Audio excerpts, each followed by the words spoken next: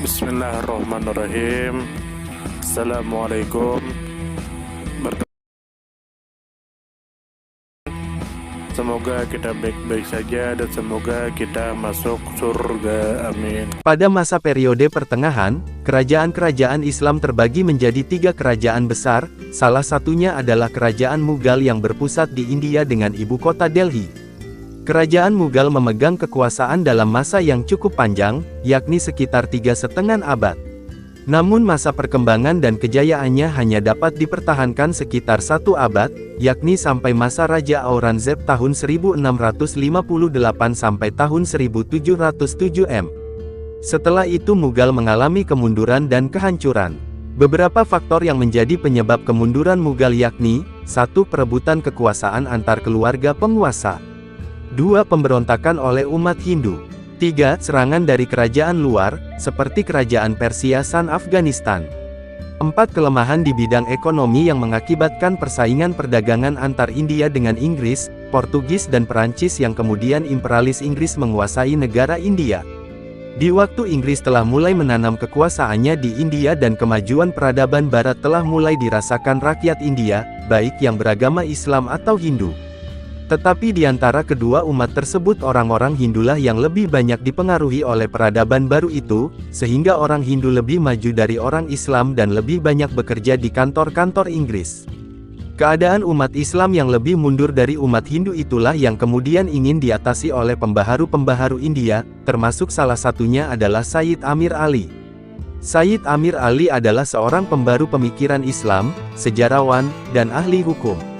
Ia dilahirkan pada tanggal 6 April tahun 1849 di Cuttack, Orissa, India, dan meninggal pada usia 79 tahun, tepatnya pada tanggal 3 Agustus tahun 1928 di Sussex, Inggris. Ia merupakan keturunan dari keluarga Arab Syiah, yakni dengan Ali Ar-Ridho, Imam ke-8 Syiah yang pada zaman kepemimpinan Nadir Shah tahun 1736 sampai tahun 1747 atau pada pertengahan abad ke-18 pindah dari Khurasan, Persia ke Mohan, Oudh di India, dan menetap di sana. Sayyid Amir Ali memperoleh pendidikannya di perguruan tinggi Hooghly, Musiniyah College, dekat Kalkuta, Kalkuta. Di sanalah ia mempelajari bahasa Arab, bahasa Inggris, sastra Inggris, serta hukum Inggris. Pada tahun 1869, ia melanjutkan pendidikan atau studinya ke Inggris, dan selesai pada tahun 1873 dengan memperoleh gelar kesarjanaan muda di bidang hukum dan master di bidang sejarah. Dan pada tahun yang sama, ia berhasil menerbitkan karya pertama dengan judul A Critical Examination of the Life and Teaching of Muhammad di Inggris. Buku pertama tersebut merupakan interpretasi kaum modernis Muslim tentang Islam, yang telah menjadikannya terkenal baik di Barat maupun di Timur. Kecintaannya terhadap ilmu pengetahuan, terlebih sejarah dan sastra telah terlihat sejak ia kecil, di mana semenjak belajar di Musiniyah College, ia sudah membaca buku-buku penting berbahasa Inggris, seperti The Decline and Fall of the Roman Empire karya Gibbon, Paradise Lost karya Milton, dan beberapa karya Shakespeare. Bahkan karya Gibbon telah selesai ia baca pada saat usianya 12 tahun. Melalui buku-buku itulah timbul dalam dirinya kekaguman terhadap kebangkitan orang Islam Saracenic. Setelah memperoleh gelar kesarjanaannya tersebut, Sayyid Amir Ali kembali ke India dan bekerja pada berbagai lapangan penting, yakni sebagai guru besar dalam hukum Islam, pengacara, pegawai pemerintah Inggris, politikus dan penulis, serta ia terkenal aktif di bidang politik. Kegiatan politiknya dimulai pada tahun 1877, di mana Sayyid Amir Ali mendirikan organisasi yang diberi nama National Muhammadan Association, yakni sebuah organisasi sebagai wadah persatuan umat Islam India yang bertujuan untuk membela kepentingan umat Islam serta untuk melatih dan melengkapi orang-orang Muslim India dengan pengalaman teknik politik Eropa. Organisasi politik tersebut segera tersebar dan telah menjadi organisasi nasional di seluruh India. Telah tercatat bahwasanya organisasi tersebut mempunyai 34 cabang di berbagai tempat di India.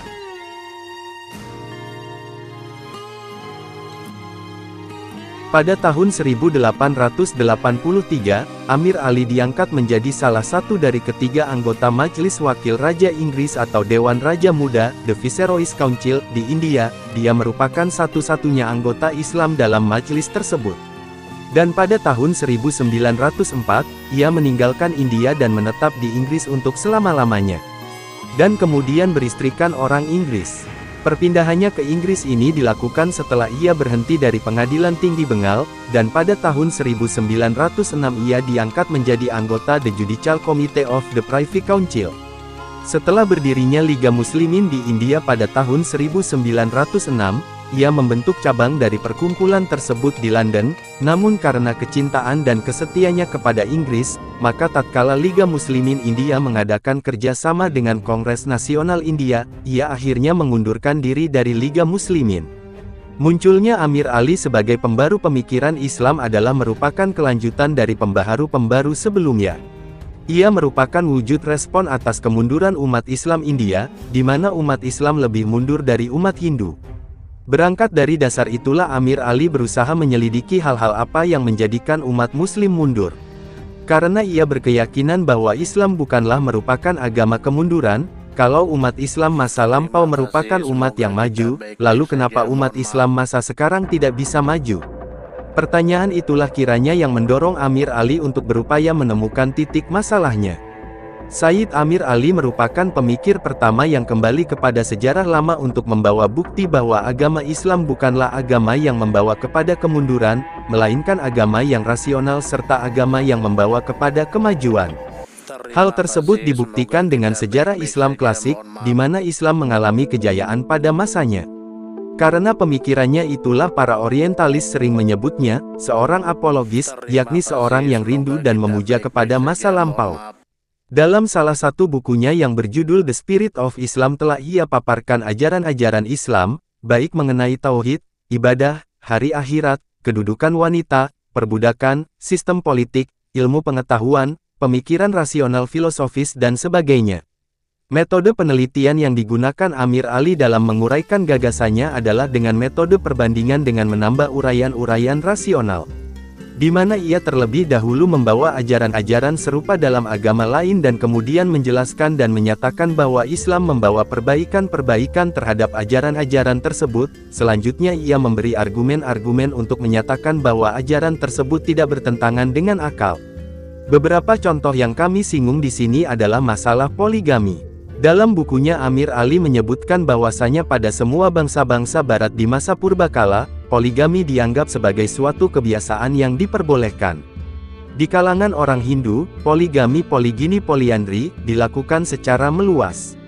Orang-orang Babilonia, Assyria, Parsi, Tracia, Lydia, Atina, serta orang-orang Arab dan Yahudi purbakala lainnya, mereka melakukan poligami tanpa batas. Selanjutnya Amir Ali mengatakan bahwa dengan kedatangan Rasulullah diadakanlah pembaharuan-pembaharuan yang mengakibatkan perbaikan yang luas dalam kedudukan kaum wanita. Islam memberikan hak-hak yang sebelumnya tidak wanita punyai, dan diberinya hak-hak yang tidak beda sama sekali dengan kaum laki-laki dalam menjalankan segala kekuasaan hukum dan jabatan. Amir Ali beranggapan bahwasanya hukum Quran yang berkembang mengajarkan monogami. Hal ini sebagaimana yang diajarkan oleh ulama Mu'tazilah pertama, yakni masa pemerintahan Al-Mamun.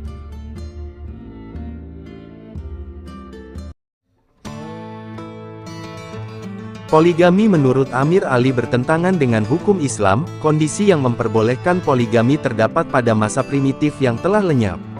Adanya poligami menurut Amir Ali adalah tergantung pada keadaan. Ada masa-masa di mana poligami sungguh-sungguh perlu untuk memelihara wanita dari kemiskinan dan kemelaratan. Dan dengan berubahnya keadaan serta majunya pemikiran-pemikiran orang, maka secara lambat laun poligami ditinggalkan dan dilarang dengan tegas. Dan poligami dianggap sebagai suatu kejahatan dan merupakan lembaga yang bertentangan dengan ajaran Islam. Adapun berkenaan dengan masalah perbudakan, Amir Ali berpendapat bahwa hal tersebut ada dalam sejarah hidup manusia dari semua bangsa, seperti Yahudi, Yunani, Romawi, dan Jerman. Agama Kristen sebagai suatu sistem dan kepercayaan juga tidak memprotes terhadap perbudakan dan tidak memberikan peraturan lain dan cara memberantasnya, namun justru membiarkan berjalan apa adanya. Dan barulah ketika Islam datang, perbudakan secara perlahan-perlahan dan pasti dihapuskan oleh Islam melalui berbagai cara. Pembebasan budak dijadikan sebagai salah satu bentuk sanksi hukuman bagi pelanggar tindak pidana tahu ajaran tertentu. Pandangan lain yang dikemukakan oleh Amir Ali adalah berkenaan dengan akhirat, di mana gagasan tentang kehidupan akhirat merupakan fenomena umum umat Islam. Ia menyatakan bahwasanya ajaran tentang akhirat mempunyai nilai yang sangat penting, karena dapat menggerakkan seseorang untuk berbuat baik pada dirinya sendiri maupun orang lain, dan meninggalkan perbuatan tercela. Sayyid Amir Ali merupakan salah satu dari murid Sayyid Ahmad Khan. Dalam perjalanan kehidupannya ia pernah mengenyam pendidikan di Akademi Sekolah Aligarh, yakni sebuah akademi yang didirikan oleh Sayyid Ahmad Khan dengan nama Muhammadan Anglo-Oriental College MAOC. Sekolah tersebut merupakan pusat dari gerakan Aligarh, gerakan yang berusaha menyebarkan ide-ide dari Sayyid Ahmad Khan. Sebuah gerakan yang menjadi penggerak utama dan berpengaruh besar bagi terwujudnya pembaharuan di kalangan umat Islam India, termasuk Amir Ali. Pemikiran-pemikiran Amir Ali banyak-banyak yang sejalan dengan Sayyid Ahmad Khan. Sebagai tokoh pembaharu pemikiran Islam, Sayyid Amir Ali memiliki gagasan-gagasan maupun argumen-argumen yang tertuang dalam beberapa istilah kunci dalam pemikirannya, yakni politik, ijtihad, rasionalisme, pemikiran dan filsafat, serta ilmu pengetahuan. Salah satu yang menjadikan Sayyid Amir Ali terkenal adalah aktivitasnya di bidang politik. Ia mengemukakan gagasannya dengan mencoba merekonstruksi kembali apa yang telah dilontarkan oleh pemikir pendahulunya, seperti Sayyid Ahmad Khan, di mana Amir Ali melihat bahwa ide Ahmad Khan untuk memajukan umat Islam India melalui pendidikan saja tidaklah cukup, namun perlu dibarengai dengan adanya kegiatan politik. Jika kedudukan politik umat Islam India ini tidak dinaikkan, maka mereka akan kalah oleh komunitas Hindu. Pandangan Amir Ali tersebut kemudian diikuti oleh pembaharu Islam berikutnya, seperti Sir Muhammad Iqbal dan Muhammad Ali Jinnah. Dalam masalah ijtihad, ia berpendapat bahwasanya kemunduran umat Islam pada saat ini adalah dilatar belakangi adanya anggapan bahwa pintu ijtihad telah tertutup, serta adanya sikap berpegang teguh atau taklid kepada pendapat ulama, abad ke-9 yang tidak dapat mengetahui kebutuhan abad 20. Pendapat ulama, yang disusun beberapa abad lalu masih diyakini dapat dipakai dan diaplikasikan pada zaman sekarang. Umat Islam tidak percaya pada kekuatan akal. Para ulama, banyak yang menganggap pemakaian akal sebagai dosa, padahal Nabi Muhammad begitu meninggikan akal. Dalam kaitannya dengan hal di atas, maka ijtihad tidak dapat dipisahkan dengan rasionalisme serta kebebasan berkehendak manusia. Al-Quran bukanlah jiwa fatalisme tetapi jiwa kebebasan manusia dalam berbuat. Dalam mengukuhkan argumennya tersebut Amir Ali membawa ayat Al-Quran, Surah Al-Ra'd, 11. Yang dimaksudkan bahwasanya perubahan nasib tidak akan muncul bagi umat Islam sebelum mereka berupaya merubahnya sendiri. Oleh karenanya umat Islam tidak terkungkung oleh pendapat-pendapat lama yang mungkin sudah tidak relevan lagi bagi umat Islam di zaman sesudahnya. Mengutip lebih jauh apa yang diungkapkan oleh Harun Nasution bahwasanya Amir Ali beranggapan bahwa Islam bukanlah dijiwai oleh paham Katla dan Qadar atau Jabariyah, namun dijiwai oleh paham Qadariyah, yakni paham kebebasan manusia dalam kemauan dan perbuatan, free will and free act. Kedua paham yakni Qadariyah dan rasionalisme itulah yang dianggap telah menimbulkan peradaban Islam di zaman klasik. Dan kalahnya aliran rasionalisme dalam Islam telah membawa Islam zaman sekarang mengalami kemunduran. Hal tersebut sebagaimana yang diungkapkan oleh Amir Ali dalam bukunya The Spirit of Islam yang berbunyi, tatkala Mutawakil naik tahta, kedudukan berbagai golongan seperti berikut. Kaum rasionalis merupakan kekuasaan yang memimpin negara, mereka menduduki tempat-tempat penting yang memerlukan kepercayaan, mereka menjadi guru-guru besar di perguruan tinggi, memimpin rumah sakit, direktur observatium, mereka menjadi pedagang, pendeknya mereka mewakili hikamah dan kekayaan kerajaan. Rasionalisme adalah anutan umumnya di kalangan masyarakat yang terpelajar, kalangan intelektual dan berpengaruh. Ajaran Sifatiyahi dianut dalam lapisan masyarakat yang lebih rendah dan kebanyakan kadi, para khatib, ahli hukum berbagi tingkat, menganut ajaran itu. Mengenai hal ini, Harun Nasution sebagaimana yang telah ia kutip juga menuliskan dalam bahasanya, Sewaktu Al-Mutawakkil diangkat menjadi khalifah, kaum rasionalis Islam masih turut berkuasa dan dapat memberikan pengarahan kepada negara. Tetapi dalam golongan awam terdapat aliran sifatiyah yang tidak setuju dengan ajaran-ajaran Mu'tazilah. Untuk memperkuat kedudukan, Al-Mutawakkil mencari pada mayoritas awam dan mengeluarkan minoritas rasionalis dari kekuasaan negara. Perguruan-perguruan tinggi dan universitas ditutup, pengajaran falsafat dan ilmu pengetahuan dilarang dan kaum rasionalis sendiri diusir keluar Baghdad. Masa rasionalis dengan demikian berakhir. Dalam pada itu Abu Hasan al-Asy'ari muncul dengan teologi baru, teologi yang menentang pada rasionalisme Mu'tazilah. Pada akhirnya teologi Asy'ari inilah yang berkuasa di dunia Islam dan falsafat serta rasionalisme mengalami kekalahan. Selain itu, ijtihad sebagai sarana untuk menemukan berbagai solusi masalah haruslah bersifat rasional dan hendaknya mampu memajukan umat Islam dalam bidang ilmu pengetahuan. Di mana golongan yang dianggap oleh Amir Ali memegang peranan penting dalam perkembangan ilmu pengetahuan dan rasionalisme dalam Islam adalah Mu'tazilah. Dalam beberapa abad aliran Mu'tazilah tersebut telah mempengaruhi umat dan membawa kemajuan dalam bidang tersebut. Ahli-ahli ilmu pengetahuan, sebagai dokter penyakit, ahli fisika, ahli matematika, ahli sejarah kesemuanya masuk dalam golongan Mu'tazilah. Ketiga aspek inilah ijtihad, rasionalisme serta ilmu pengetahuan, yang oleh Amir Ali dianggap akan bisa membawa kejayaan umat Islam sebagaimana telah dialami dan dibuktikan oleh para ilmuwan periode awal dinasti Abbasiyah. Pemikiran-pemikiran Amir Ali di atas, tidak hanya berpengaruh di India tetapi juga tersebar di bagian dunia Islam lainnya. Beberapa buku besar karyanya seperti A. 1. A Critical Examination of the Life and Teaching of Muhammad, merupakan karya pertama di Inggris pada tahun 1873. B. 2. The Spirit of Islam, Api Islam, 1891. C. 3. A Short History of the Saracens, Sejarah Ringkas Kebangkitan Umat Islam, 1899. D. 4. Islamic History and Culture, telah menjadi rujukan di berbagai perguruan tinggi baik di barat maupun di timur, serta dapat menjadi kontribusi dalam pengembangan khazanah keilmuan Islam. Bibliografi. 1. Ali, Amir, 1974. The Spirit of Islam, Humanities Press, New York, dialihbahasakan oleh 2.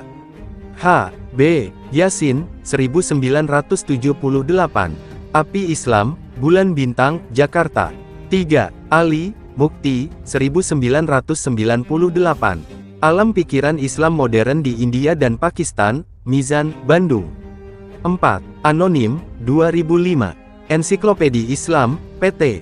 Ikhtiar Baru Van Hove, Jakarta. 5. Muhammad Said, Bustami, 1995. Gerakan Pembaruan Agama, Antara Modernisasi dan Tajdiduddin, Wala Press, Bekasi. 6. Nasution, Harun, 2001. Pembaharuan dalam Islam, Sejarah Pemikiran dan Gerakan, Bulan Bintang, Jakarta. 7. Rozak, Abdul dan Rosihan, Anwar, 2006. Ilmu Kalam, Pustaka Setia, Bandung. Terima kasih banyak. Mohon maaf jika ada salah. Semoga kita masuk surga. Semoga kita semua disehatkan badan, dilancarkan rezeki, dikabulkan segala hajat. Terima kasih banyak. Sampai bertemu di pertemuan selanjutnya. Salam damai. Terima kasih, semoga kita baik-baik saja. Mohon maaf. Terima kasih, semoga kita baik-baik saja. Mohon maaf.